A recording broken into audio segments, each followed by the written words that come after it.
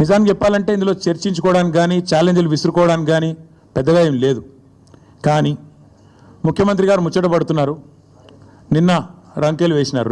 రొటీన్గా ఆయన పాపం సభ పెట్టినాడు అంటే 4 బూతులు, 5 ఛాలెంజ్లు, 6 తొడలుగొట్టే డైలాగులు, 2 గుడ్డలు ఊడదీస్తా అని 2 మళ్ళీ భాషణాలు, వాగ్భూషణాలు.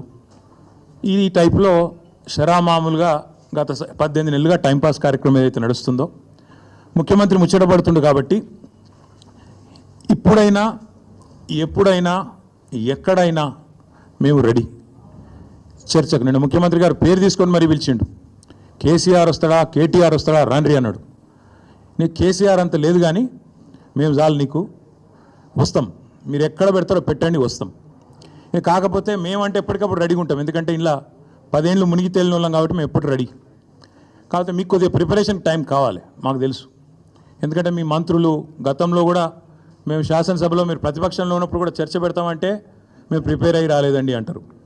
ముఖ్యమంత్రి గారు అయితే ఆయనకు తెలుసు, మీకు పాపం బూతులు తిట్టడమేమో ఈజీ, చాలా ఈజీ కదా. బూతులు మాట్లాడడము, డైలాగులు కొట్టడము, గుడ్డలు ఉడదీస్తా అనడము, గుడ్డలు ఉడదీస్తేనే ఇందిరమ్మ గొప్పతనం తెలుస్తుంది అనడము, ఇవన్నీ చాలా ఈజీ.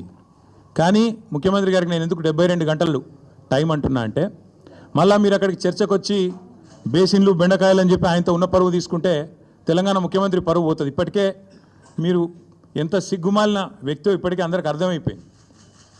ఎవడన్నా అడుగుతాడండి ముఖ్యమంత్రి, దేవాదుల గోదావరి బేసిన్లు ఉన్నదా అని అడిగే పరిస్థితి ముఖ్యమంత్రిది.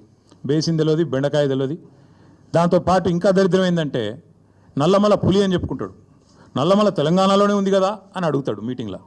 అంటే ఇంత నికృష్టమైన వ్యక్తి కాబట్టే కొద్దిగా ప్రిపేర్ అయ్యేందుకు టైం, వారికి 72 గంటల సమయం ఇస్తా ఉన్నాం.